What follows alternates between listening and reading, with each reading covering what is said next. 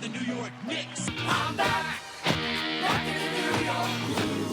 Well, it's the Knicks. New York. We are the New York Knicks. New York. For this new season we're about to enter, the Knicks taking no shorts just like winter. New York, New York. New York be about the Knicks, huh? But the best thing about New York City is K-N-I-C-K-S. Everybody say go New York, go New York, go! Go New York, go New York, go! Hey everybody, it is the New York Knicks podcast, episode 524, part of the Lineups Podcast Network at lineups.com, the Big Heads Media Network at bigheadsmedia.com, and Dash Radio. Go to our website, the NewYorkKnicksPodcast.com/ticket club. Use code NYKP for 20% off an annual membership. And we haven't mentioned our Patreon in a while, patreon.com/NYKnicksPodcast if you want to help support the show. How you doing, Mark? Joining us today is Knicks Twitter. That's right. I am Knicks Twitter. I am here to promote Knicks Twitter. Jay, I'm your co-host today, Knicks Twitter. You're probably going to be co-host for about 5 minutes because I think that's about all of you I can handle. That's as long as any bit can go. But thanks for joining us, Knicks Twitter. No problem. I'm just finishing up. I just finished my 37th tweet about how Elfrid Payton is destroying humanity. Gotta get that up there. I want to make sure everyone knows that Elfrid Payton is the goddamn devil. So, Knicks Twitter, what do you feel most strongly about your That Elfrid Payton is killed more people than the coronavirus. Why do you hate Elfrid Payton so much? Elfrid Payton, have you seen what he does in the court? Yeah. Oh my God. When he plays, I swear Knicks die. You know that when he plays, he does not spend every waking moment passing to RJ Barrett? Do you know he's not an amazing three-point shooter? Do you know I know sometimes he gets points, but they're empty. Anytime he plays well, it's an empty basket. It does not count. He's awful. Okay, so Do you know against OKC the other night, he did not have a single assist in the game? Wow. He did not score any points against OKC. Mm-hmm. He was terrible against OKC. It's almost like he didn't play against OKC. Yeah, it is like he didn't play. It's barely like he was out there. He's terrible. So what is stronger, your hatred for Elfrid or your love for Frank? Oh, Frank. Do you know, he basically won the game against OKC. He had the most amazing 5 minutes I've ever seen. Frank is just, he's dreaming. You're swooning. You're swooning. Oh right my now. God. So I just want to point this out to you. I don't know if everyone realizes this. So Frank currently is shooting 56% from three. Mm-hmm. So I'm going to tell you what would happen. So the Knicks played the Bucks the other night. The Knicks shot the ball 89 times, 41% from the field.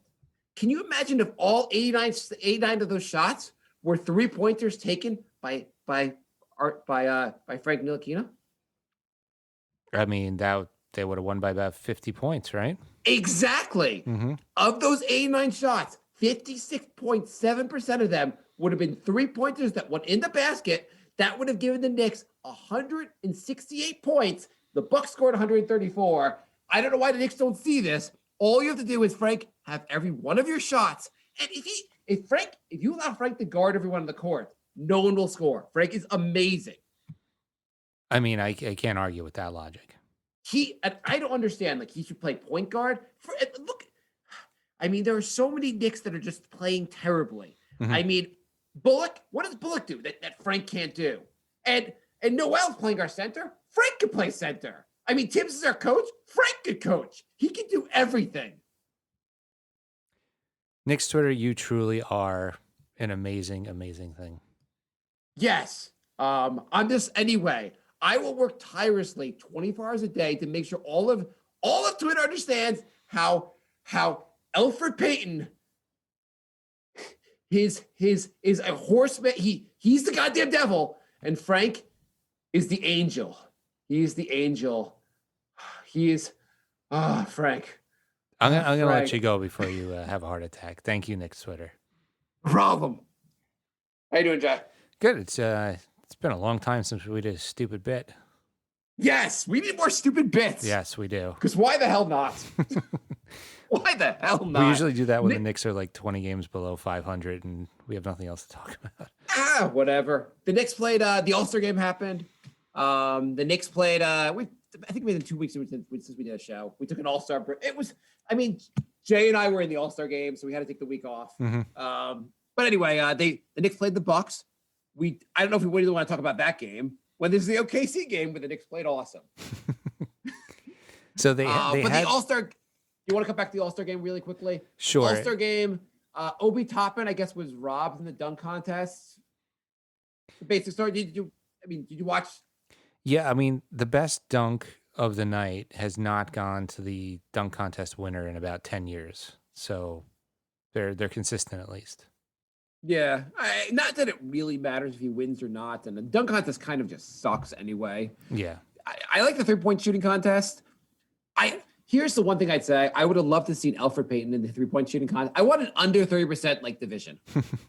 I want just the worst 3-point shooters in the league, the 5 worst, go at it. It would be awesome. That would be fun. So Like it'd be 4 of the worst and 1 random fan. And it'd be great if the random fan won.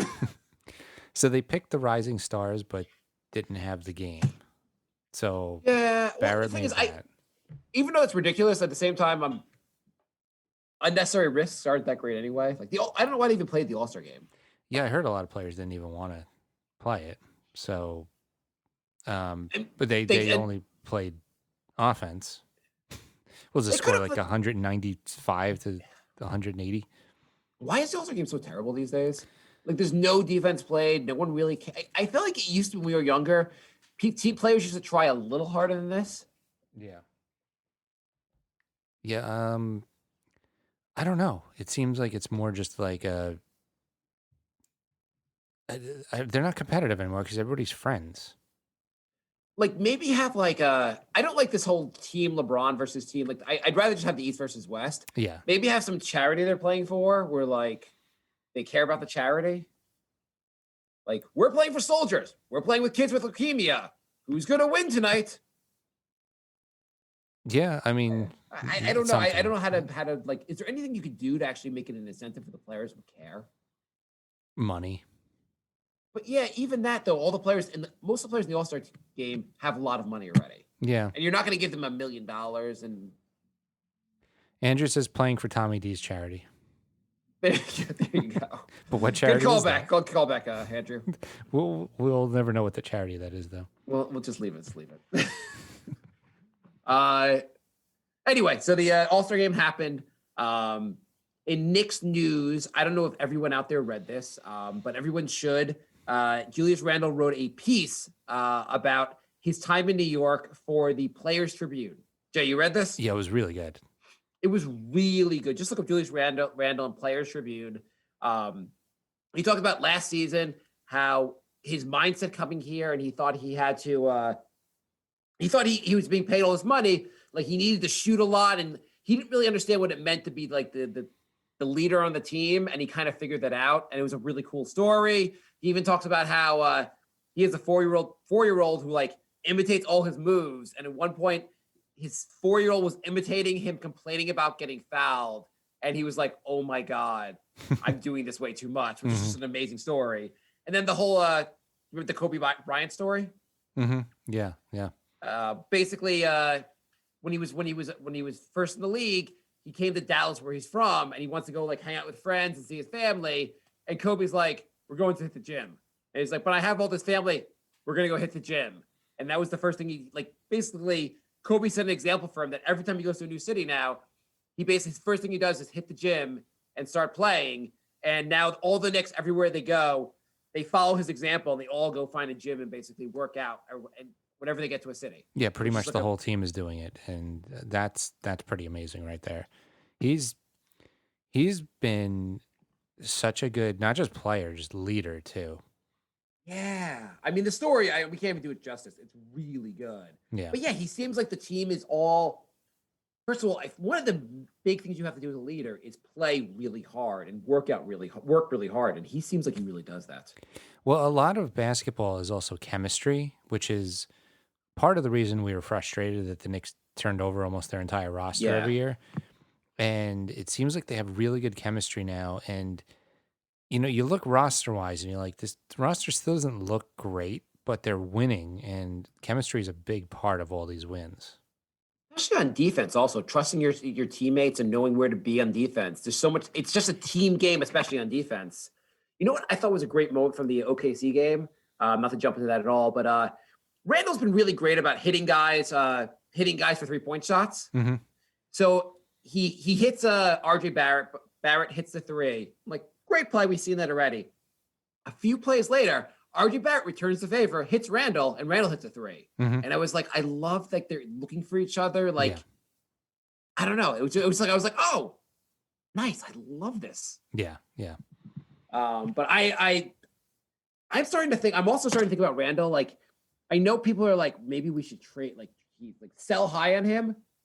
Do you think he's reached his peak, or could he actually get better from here? He's only 26.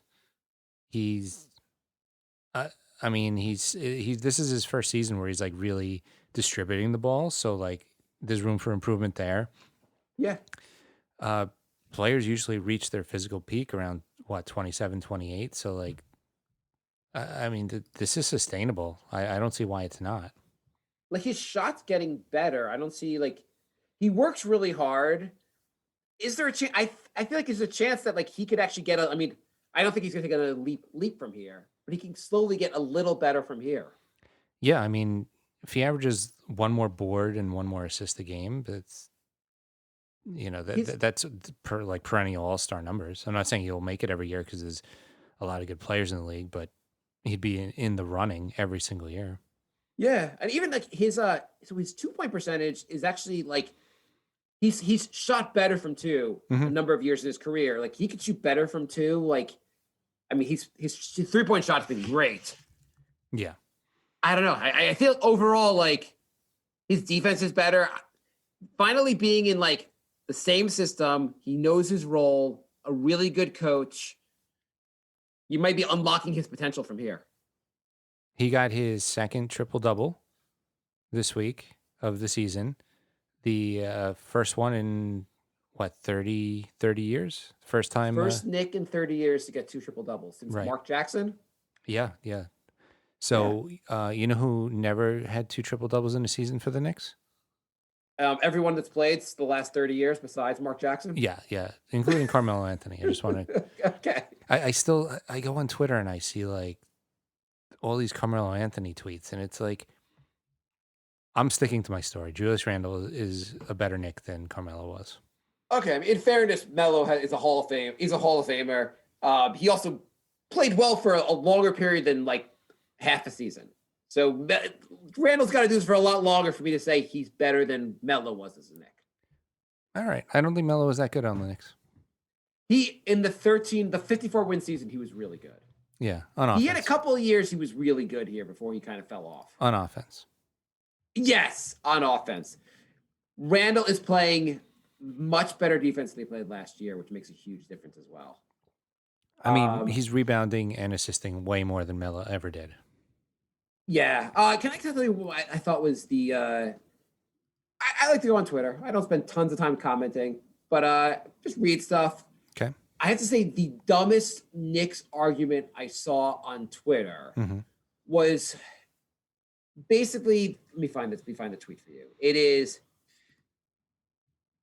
basically here's an example of where 3-point percentage isn't a good indicator of 3-point talent. RJ Barrett, 82 percentile 3-point shot quality, 8th percentile 3-point shot making difficulty, adjusted proficiency. And then it said Porzingis, 4th percentile 3-point shot quality, 82nd percent 3-point shot making. And basically there's a long chain, and somehow we were involved in this where we were like tagged in a series of like 40 tweets back and forth, where there's basically an argument that Barrett isn't a good 3-point shooter, even though he's shooting well lately from 3. What's quality? The way it looks?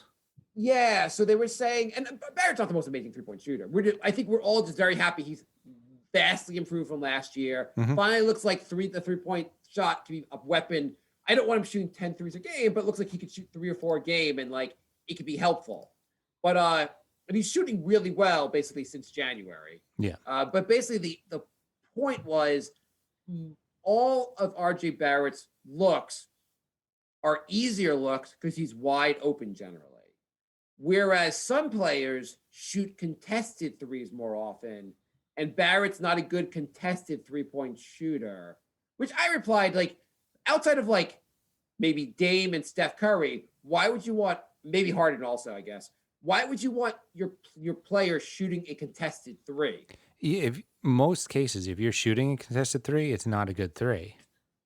So yeah, isn't the entire point of moving the ball around so you get open 3s? right. No one's like, oh, I'm going to pass up the open 3 so I can wait for the defender can come over here. Because I want to go up on the quality of 3 rankings or whatever. I don't even know what that guy was saying. That was when I muted Twitter for a day, so I didn't read any of that nonsense. But if you have a hand in your face, it's worth 4. I didn't understand. Like, I understand Barrett's not shooting step back 3s, but I would say maybe 3 or 4 players, outside 3 or 4 players in the NBA, no one should be shooting step back 3s. yeah, maybe. And even, I don't even know, I bet Steph Curry's percentage on step back 3s isn't that amazing either. Yeah. I bet well, actually, maybe it's pretty good. I don't know. Blandbright says part of RJ and Randall's evolution this year is much, much better shot selection. Yes. Though apparently Randall only wants to shoot shots that are easier to make. He should basically work on taking harder shots to make. Like, he should shoot off the stone guy, nothing but net. To the Jordan versus Bird 90s commercials. Yeah. Those are such great commercials. Yeah. But yeah, isn't that what they like LeBron? Like he became a better shooter because he took just better shots. Yeah, that's shot smart. selection is the biggest thing of all. That's smart. I don't know why you would not do that. If your name were Carmelo Anthony was the king of like taking just lousy shots, basically. He made a lot of them, but like it was just not shots he should have taken. He would take a couple good ones, but then he's like, "All right, I'm just going to heat check myself for the next 5 shots." You know whose shot actually has been really great about shot selection is Barrett. Barrett now takes like the vast majority of his shots are either 3 or more often than that just at the basket. He just goes to the he doesn't do too many mid-range shots anymore. He just goes to the basket. It's great. Yeah, I'm so happy with the improvement. I mean, we were saying the only way the Knicks are going to get better is if a couple players take a leap, and Barrett and Randall did. So I have actually a question for you as far as the Knicks getting. So the Knicks defense, top 5 in the NBA right now, right? Yeah. Knicks offense, bottom 5. Yeah, I mean, they don't take threes. So that's not good. Yeah. So right now the Knicks are 11th in 3-point percentage, and they are 29th in 3-pointers attempted. And to be fair, you take more shots, your percentage probably goes down a little bit, right? Yeah, but I think last time we did a show, they were 30th in attempts, so they're moving up. Yeah, moving up. So they're currently taking 28.2 threes. Actually, you know who's last in 3-pointers attempted? Is the Cavaliers, which only surprises me because I thought like Sexton and Garland take a lot of threes. Yeah, maybe nobody else does. Yeah, One of I the guess message boards I go to has a contingent of people who want to trade RJ because he doesn't have an elite level skill. Well, that's dumb. Why would you, he looks better? He's 20. He looks better than last year. He looks really good. Why would you want to trade? I mean, there's tons of players in the league that don't have an elite level skill, but they're good all around players, so you'd want them. Yeah, even if RJ Barrett's never an all-star, which he could become an all-star, but if he's never an all-star, he's still going to be a very good starter in this league. Well, there's even all-stars who don't have an elite level skill. Yeah. Does he? And also, what are you going to get for him? Like, what would Jaylen Brown's elite level skill be? I don't know, but like, if you traded Barrett, what would you get? If you got a top 10 draft pick, what are the chances of that top 10 draft pick being as good as RJ Barrett? I mean, I've seen redrafts of his draft class, and he's still 3rd. So Yeah. I actually would also. He's third, but he's borderline second. Him and Morant, like he's getting a lot closer to where Morant is. yeah. He's Morant's playing better. Morant's playing worse. Yeah, and Morant's injury history isn't helping. No, it does not help. I mean, I don't think he's where Zion is, but he's pretty darn good. I think the whole Tyler Hero is better than the RJ Barrett thing is over for now. Said most are wanting to trade for Beal. I mean, that's kind of fair. I mean, Beal's really good, but What do you get? You get Beal, and then what happens? In the sense of like you need other players around him.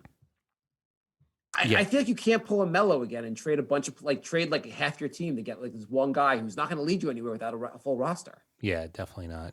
DB Classic says, Jay, will we make the finals, or if we don't make the playoffs this year, will it be because our decent and developing team is outgunned in the long run, or because the front office will somehow totally screw this up as per our modus operandi? Yeah, I bet so. The schedule is just harder in the second half. The problem is, finally, the Knicks might finish 7th or 8th, and that doesn't get you a playoff spot. Then you have to win the play-in game. And Right, but I think would you all be? You don't think? Would you be happy with just the playing game? I would. It would just be annoying. Like they finish 7th, and then they have to play like the Raptors, and then they lose that game, and it's it would be frustrating. I mean, I would be more than happy considering I thought they were going to finish dead last, but it would be a little bit of a buzzkill. You are better off if you're better off getting the 9th seed than the 8th seed in some regard. I mean, I guess maybe it's a harder road with the playing game, but at least at the 9th seed, you get also the lottery odds. Right. So do you think the front office will screw it up, or do you think they'll just be outgunned? I think they'll be outgunned. I think the team is good, but the second half schedule, there's been a lot of games where like they played OKC and maybe they would have beaten OKC anyway, but OK didn't have SGA. They've gotten lucky with players being absent or being out for certain games. And I know the Knicks have their own injury issues, but yeah, I mean the Knicks were down 2 starters themselves, so it's yeah, and the Knicks got crushed by the Bucks, but the Knicks also beat the Bucks pretty badly earlier in the year. Mm-hmm. Do you think this team will stay at 500 the whole rest of the way? I think they'll hang around there, maybe fall a little bit below, but I can't see them completely collapsing. It's at this point we're just about 40 games in. It's pretty big sample size. I agree with you. I don't think they're going to collapse, but I don't think they'll play the same exact. I think they'll play a few games worse the rest of the way. Like coming up, they play the Nets and Philly. I mean, they could easily lose both those games. Yeah, I mean, if they're within 5 games of 500, that's still a highly successful season, I would say. I think that's where they're going to be around anywhere 3 to 5 games under 500. I don't know if that gets you in the playoffs or gets you to the 8th seed. Say, I mean, I think it definitely gets you in the play-in game, which is fine. That'd be great because I mean, yeah, right now 4 games below 500 is would make them miss the play-in game, and and that's the Bulls, and the Bulls are not good. So 538.com, which is a site that it's really good on politics, or has interesting stuff on politics, statistical, and they have a lot of stuff on sports. And they have some kind of statistic. I don't even want to go into how they calculate it, but basically based on their statistics or their how they rank schedules, they say the Knicks had the NBA's easiest first half schedule. Okay. And they say in the second half, the Knicks have the third toughest second half schedule. Okay. I mean, that's what makes me think like, and also coming in the season, everyone didn't think the Knicks had this easy of a schedule, but certain teams turned out to be worse than they were. Yes. Yeah. Worse than they were expected, but that could tip things. Like you just have an easier schedule, you look better, and then a harder schedule, you're just gonna look a little worse. The Knicks are a team that will beat the teams they should beat, but have trouble against the better teams. Yeah. That's where they are. I mean, they need to get a little better from here. I don't think management is going to screw this up because it would be almost criminal to break up this squad right now. Minor tweaks. You want to get JJ Redick and maybe you could flip Austin Rivers for him, fine. But to try and go all in and trade a bunch of people for one player. So You can't do that right now. Would you rather trade RJ, 2 first-round draft picks, and Mitch to get Beal? No, that's way too much. Way too Okay, much. RJ and 3 first rounders for Beal. No. Or sign Lonzo Ball in the offseason. Ball in the offseason. Yeah. And people are talking about trying the Knicks like to trade for Lonzo Ball. I think he's going to be a restricted free agent, but the chances are that the Pelicans may not match if you make a high enough offer. Why not go after a guy like Lonzo in the offseason? You don't make a trade for him now. There's no point in giving up assets for a guy when you're 2/3 of the way through the season. Just wait a couple months. You're well under the salary cap. If it's one thing if you were like the Knicks have a shot this season, we can go for broke. The Knicks are not winning anything this season. A miracle finish would be just a second half, like making it to the second round. Even if you say the Knicks are the 4th best team in the East, which I would still argue Miami and Boston, maybe even Charlotte are better. Philly, Brooklyn, and Milwaukee are just so much better. Yeah. There's no point really. You have a bunch of young players who are only getting better. You want to build in this, not like gut the roster at this point. Mm-hmm. What do you think? Hang on. What do you think about Lonzo Ball? He's been shooting a lot better from 3, and he's always been a good defender. What do you think about him and not to get the offseason? Like, would you trade for him now to get him as a restricted free agent, or would you try to sign him in the offseason? And what do you think he's worth, I guess? I would actually be surprised. I'm surprised that the Pelicans are even considering getting rid of him. Well, I think the idea is that they have to play. They're gonna have to play Zion eventually. They have Ingram. I don't know. I don't know why they trade him either, honestly. But people have said that they might trade him. It's not like I'm so glad I dropped Bledsoe, by the way. I mean, the Pelicans aren't very good. I mean, they're like a 5. They have a lot of talent, and they have not figured out how to win with this talent. So maybe they don't think Lonzo's part of the future. Yeah, maybe not. Maybe they think they need a big shakeup. And yeah, I mean, they I don't know maybe Lonzo's not working in their offense. I mean, I guess if you're saying we can only keep 2 of our young guys, you're keeping Zion and Ingram over Ball. I mean, that's kind of a no-brainer. Yeah. So I guess. I mean, you have the 3 of them now, and it's not working. So So Blandbright doesn't want him at all. He says we need a scorer. I feel like Ball in Peyton's minutes is a huge upgrade. Yeah. Well, if you put Lonzo and IQ in the starting rotation with Randall, RJ, and Mitch, that would look pretty good, I think. Ball is really good at throwing lobs, like really good. It sounds like you're being sarcastic, but no, he's really good. I know he is. He is. It just sounds like just like the most lame thing. He's really good at lobbing the ball to guys that are dunking. I'm just picturing him throwing like 3/4 court lobs to Mitch. And I was watching the starting unit with IQ with the starters against OKC. And I was just thinking, like, he really helps you. What you need with because right now you have Randall can create his own shot and he can pass. RJ can create his own shot. He needs to pass a little more than he already does, but he can pass. Mm-hmm. What do you need with this unit? You don't necessarily need scoring point guards, but if you had 2 guards who can actually really shoot and create their own shot, that would be kind of ideal. Like the way you have like IQ. I don't know if IQ is not the best playmaker yet, but he obviously can shoot from the outside and he can make when he needs to. If you had a guy, one more version of IQ out there, that's a decent defender like Lonzo Ball is. Mm-hmm. I know I'm not saying Lonzo's a version of IQ. I'm just saying you don't need a traditional scoring point guard out there with them. Right. I think Ball and then get a really good 3-point shooter and you really got something here. I mean, I would use I don't know, not to get far in the offseason, but you have 2 first-round draft picks. Draft the 2 best shooters at 2 guards that can shoot and hope they can work out. Mm-hmm. You need more guys that can shoot, basically, on this team. Yeah, and not a guy that plays Randall's position. You don't think we should? I thought for this year's draft they would draft a guy to take RJ's minutes and a guy to take Randall's minutes. They probably will. It's the way the Knicks draft. Well, you got to go BPA. It doesn't matter if the guy will never find his way on the court. You got to go BPA. Yeah, the Knicks. So how do you make this team better? I guess my idea basically was the Knicks currently are 29th in 3-point shooting. The Knicks should actively look to shoot 5 more threes a game. Right now they're attempting 28 threes a game. If they attempted 6 more threes a game, they'd be at 34 threes a game, and that would put them at 18 in the NBA. Would that be crazy?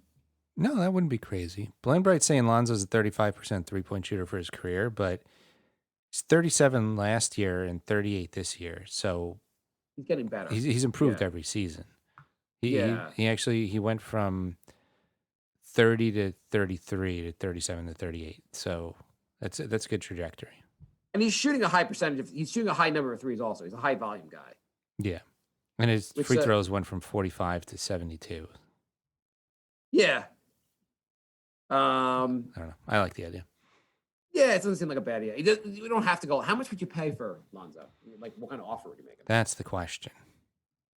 Because there's no point in trading him unless you're going to like make a big offer anyway. That's why I also think like forget trading for him, just make a big offer or else just move on. Would you give him $20 million a year? Is that crazy? It seems a little high.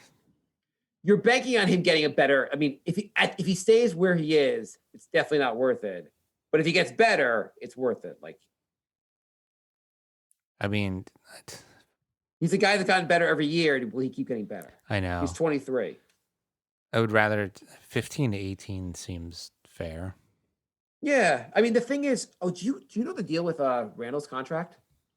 So I didn't realize this. So the Knicks are paying him maybe $20 million a year, I guess, and he has.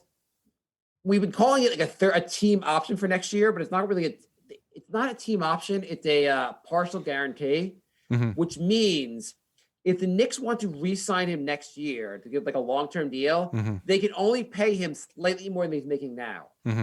They can't give him like a max deal based on this contract. So they could. I think the thing is the Knicks can only at most they could sign him for 4 years, something like $90 to $100 million. But if he waits an extra season, then he can get a max deal for the Knicks. So in some ways, it's the Knicks' advantage. If you think he's going to stay good, to sign him now to a 4-year deal and get him for less money over the next 3 years than you would get him to a max deal. What makes more sense? In some ways, it's Randall's advantage to wait longer with that risk. I mean, if he plays like this the rest of the season, I say you just lock him up. It seems like a better idea to lock him up now. Like, I mean, and for him, so the Knicks, like, it's not even the Knicks, like, just the way partial guarantees are worked. Like, he can only go slightly above where he is now, no matter what. So, like, he locks in a 4-year deal at like $100 million, or he waits 1 season, bets on himself, but also could get injured. Who knows? Yeah. Seems like a better deal for both the Knicks. Like, the Knicks get him for the way he's playing, he's worth at least $5 to $10 million more a game. Right? Yeah, and he's making about 19 now, so you pay him 25. Why not? Yeah, versus paying him 35 then the following year. Right. Seems like a better idea. They should just lock him in for 4 years. I agree, because at 35, it's like there's not many players in the league that are worth 35. On the other hand, you don't want to lose him for nothing, so like you kind of have to do it. So yeah, I don't know the exact numbers on how much he would have like for the max deal, but like the max deal is clearly a lot higher than what he would get. What the Knicks are paying him. I mean, you have players making close to like what 45 million now. Yeah, it's insane. If you can get an all-star level player for less money than basically the league dictates, you can use that money elsewhere. Yeah, seems like a decent idea. Yeah. But yeah, enough about the future. The now team is, So you think they're going to finish? I think we're both agreed. Slightly below 500, possible playoff team. Yeah. Huge success. I'd say, generally speaking, this will be, I mean, the things I'd say make this a very successful season. Anywhere within 5 games of 500, I'm very happy. Mhm. And RJ Barrett, Julius Randle, and the emergence of IQ make it a super successful season. Yeah. Going into the season, I would have said we may have RJ to build around, and I'm not even sure if he counts.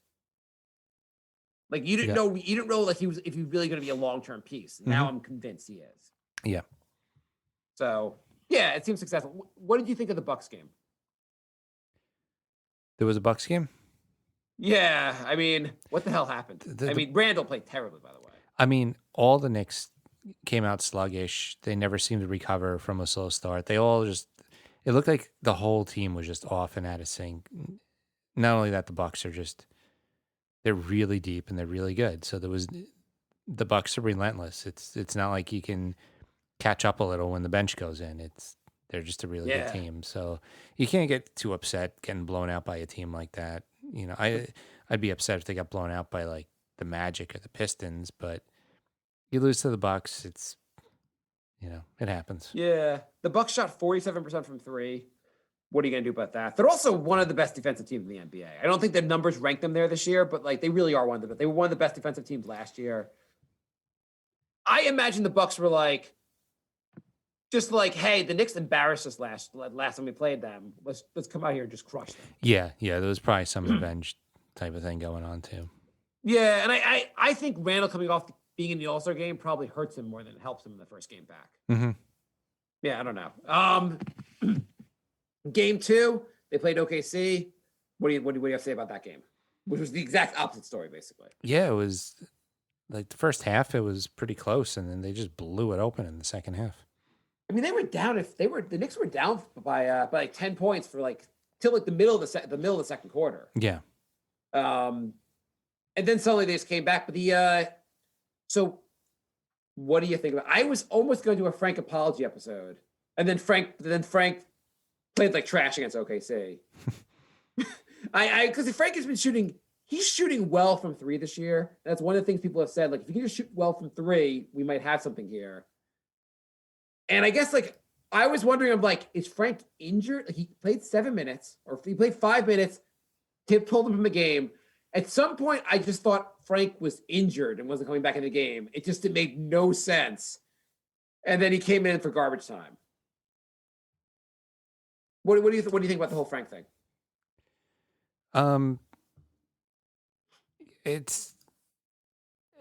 Obviously he got severely outplayed by Quickly. He didn't look good when he was out on the court, and so Thibs made the right call. I just noticed, like, Frank, I know he's a good defender. Sometimes he had 2 stupid fouls in this game, and I feel like he has a lot of his over-aggressive defense leads to a lot of stupid fouls. Mm-hmm. And like he had one pass. I don't know if it was a turn. It counts as a turnover, but he had one pass that was just such garbage that like was basically. I wonder. Like, I'm back to wondering if Frank should be in the G League for a little while to really figure out his game. Andrew said versus OKC, Frank was the only player with a negative plus-minus. Yeah, I mean, like the Knicks were so much better after he left the game. I mean, that was his time to shine too. It really was his opportunity. Like, they were like, Peyton's gone. We're letting you start. Yeah, no Peyton, Take no the Rose. reins. Like, if he looked halfway decent, he would have played 25 minutes. Yeah, like he looked really, and I understand people were like, hey, 5 minutes. Can you really like judge the guy after 5 minutes? Wasn't it 7? I think he played 2 minutes at the end of the game. Okay. Yeah, no, I think it was 2 minutes at the end of the game. He just didn't look very, like, people, like, I don't expect him to like take over he just basically passes the ball, goes and hides in the corner. Mm-hmm. I know he's shooting well from 3, but do we think he's ever going to be a high volume 8 3-point shots a game? No. Because that's what he really needs to be when he does nothing else on the court offensively. Yeah. I don't know. I mean, I know Bolt's not that good either. I mean, we need major upgrades like over both those guys. But I think Frank's D is sometimes overrated also. Like who is a better defender, Frank or Mitch? Probably Mitch. Yeah, I think so. Mitch kind of changes the game a little bit. Frank doesn't change the game as much as like a rim protector is much more valuable than what Frank does. Yeah. Mitch, you have the whole team worrying about driving into the paint. Frank, yeah, you stop some perimeter guys, but it doesn't alter the other team's offense. Yeah, that's pretty much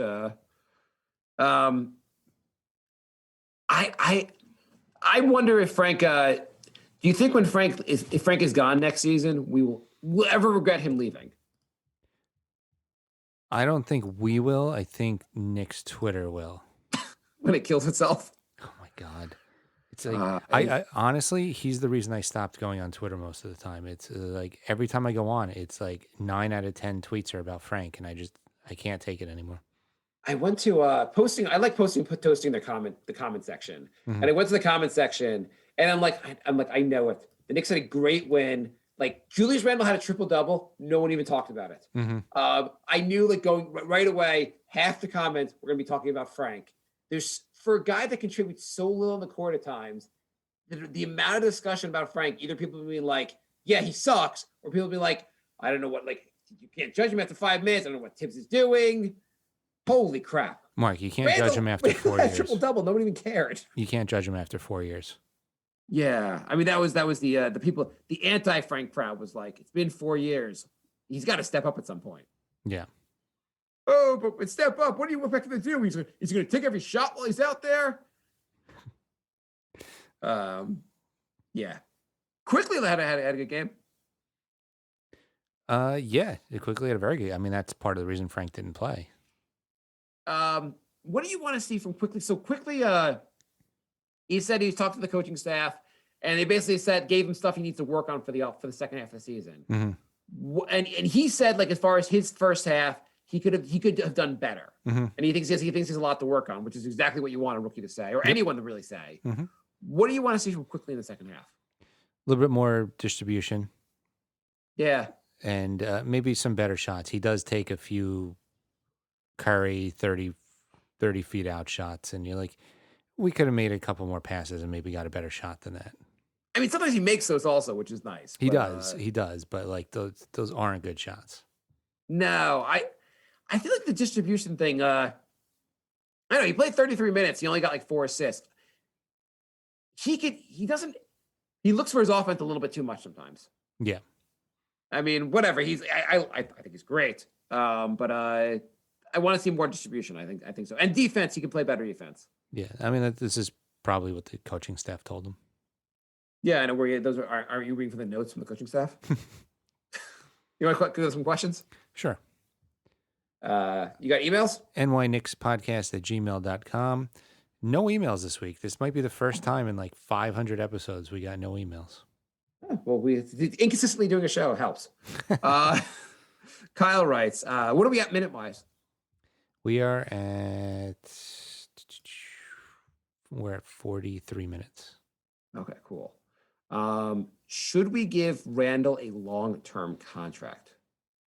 Yes, absolutely. Yeah, we discussed that before. Yeah, I see no reason not to.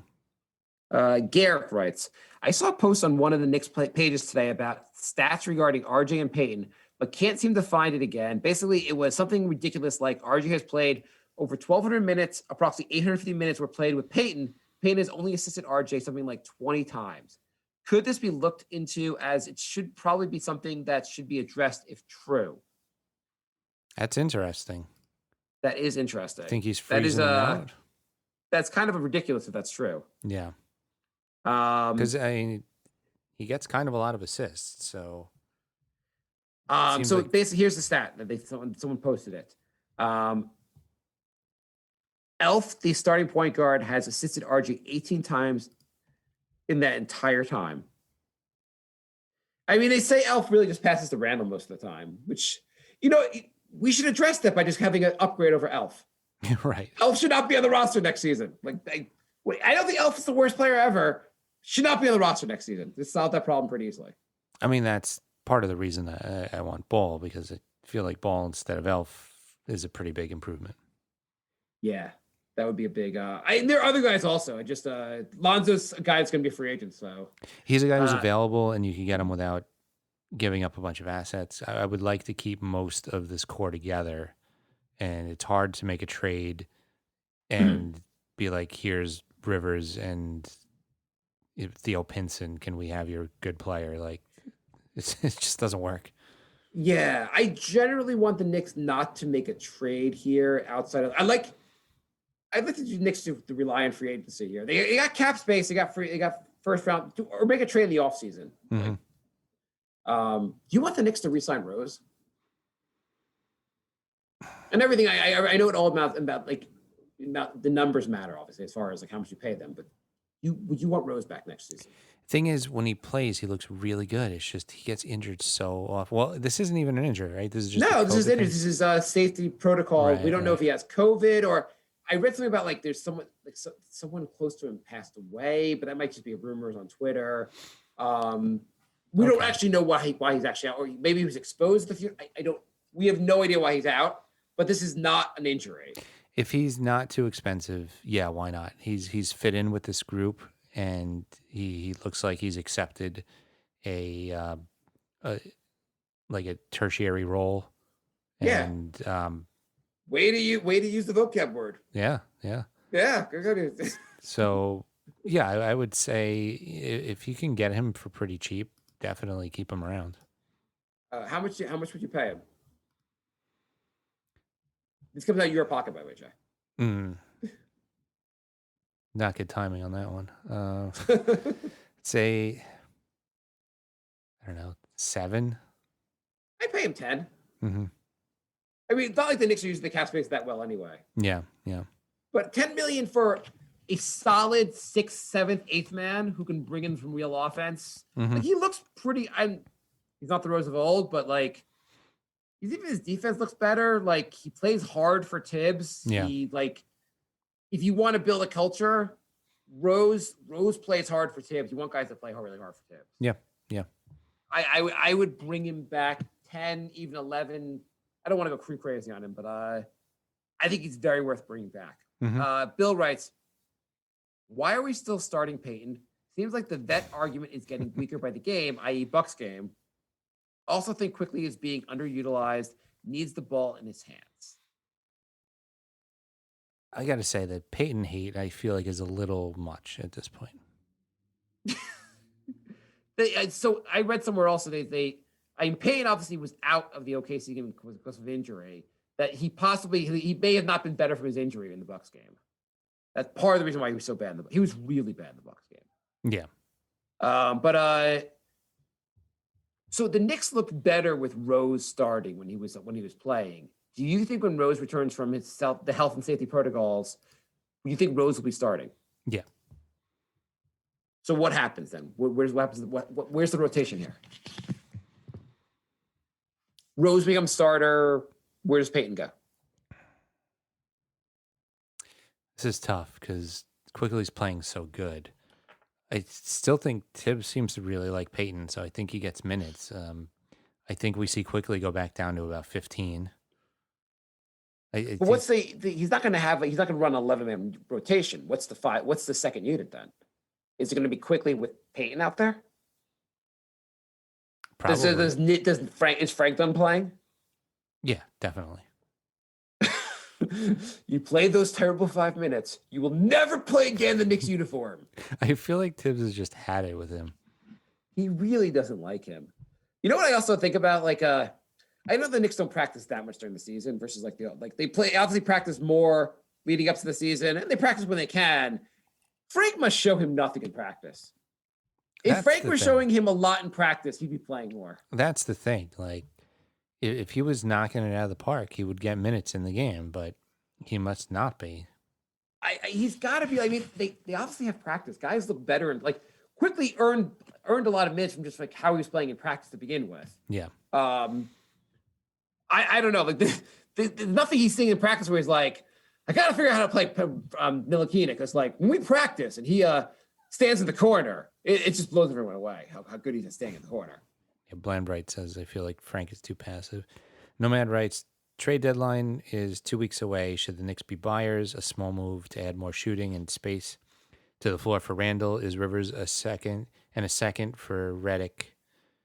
More sexy shooting and more space. I would do Rivers and a second for Reddick. I would if anything, I'd be sellers, not buyers. I don't know. Or I guess I just stand pat. Yeah, You're not getting a first for Burks. If someone offers me a late first round pick for Burks, by all means take Burks. But otherwise, what are the Knicks going to do with this? That's it. Like, what would the Knicks, if the Knicks were sellers, what moves could they make? I mean, if you can do Rivers in a second for Reddick, you do that because that small upgrade in 3-point shooting could get you a couple extra wins. What does that do? Like, whose minutes does Reddick take? Well, I guess you could take Bullock's minutes. Burks. Burks. But Burks has been playing pretty well. He didn't play that great in OKC. Yeah. Or against the Bucks, actually. Yeah, I guess Reddick. So, yeah, if it's Rivers is not playing again this season for the Knicks, basically. My understanding is he's not that happy with the Knicks anymore. They're pretty much on the outs right now. Mm-hmm. Like, he didn't travel with the team the other day, the game against OKC. And the Knicks have enough second round draft picks at this point. I do that trade. Would that trade get it done? It might. I mean, if you think Pelicans want to do like a mini blow up, just build around Ingram and Zion and like everyone else's free game, then yeah, you take a draft pick and why not? But for the Pelicans, like getting a second round for Reddick, is that even worth it? Well, if you're like, we're not making the playoffs, Rivers is younger. Let's see what happens. I mean, they're not. So you have to assume that they're trading for Rivers. It's just he's like a body. He'll be gone. Like, they're not keeping Rivers. Probably, but I mean, Reddick is at the end of his career, so right. It is the second round draft pick from the Knicks worth it, basically, because that's the value in that trade is the second round draft pick. I mean, if I was a team that's blowing it up, yeah, you get as many draft picks as you can. Or what the Pelicans are like? We'll Reddick for Knox. Will you guys we'll give you Reddick, you can get, but like Knox, we see some actual value there. Knox or Frank, you choose. We see some value there. I mean, I wouldn't do that just because I feel like you could get more than Reddick. What could you get for? I guess would it be worth trading Knox or Frank at the deadline? What would you take for them? Knox you can have next year because Knox is still on the rookie deal. So like, it's almost silly to trade Knox when he's going to be on the rookie contract next year. Yeah. Frank, you have to pay. You have to re-up him to keep him. And Nomad also said with Knox, the money doesn't work for Reddick. Oh, okay. I am basically standing pat at the deadline, I think, unless someone offers me a first round draft pick for someone on the roster that doesn't make any sense. Like, if someone's going to be a late first rounder for Knox or Frank, I'll do it. Yeah. But I don't think I need a second round draft pick for anyone on the team. Like, do the Knicks need more second rounders? It couldn't hurt. I mean, you get a second rounder, and then maybe you could use that as part of a package for a different move, or you never know. You never know. Yeah, if I can get a second rounder within this century for Rivers, I'd be fine. I mean, if you're not going to play the guy anyway, the more assets you have, the better. I guess for players that are actually going to play on this team, like Burks, would you do a second rounder for him? I feel like you'd want a little more. Burks is playing well. I feel like a second rounder for Burks is. It seems silly. If you're going to actually try to make the playoffs, you need Burks to play. Yeah. I mean, you'd get draft picks for guys who aren't playing, but I think Burks is contributing too much for just a second rounder. Right. If you could pull off a Morris trade like we did last year, then by all means. But, I don't think anyone's giving you a first, like even the 30th pick in the first round for Burks. Probably not, unless you have a team with high expectations and one of their guys goes down and they make a desperation move. Or Philly just needs more shooting, or just one of these teams at the top needs more shooting. Well, we are about out of time. We can talk in the chat for a little bit. Sure. But we're going to play the goodbye song. We do all our shows live on Twitch, twitch.tv/crumpledbacon. and that's with a P, crumpled bacon. And we put most of our shows up on YouTube as well. The YouTube channel is TITOWAJ. And yeah. Crumbled Bacon with a B is Jay's OnlyFans site. It's mostly X-rated content. Yeah. So thank you for listening, and we'll catch you guys soon. Goodbye,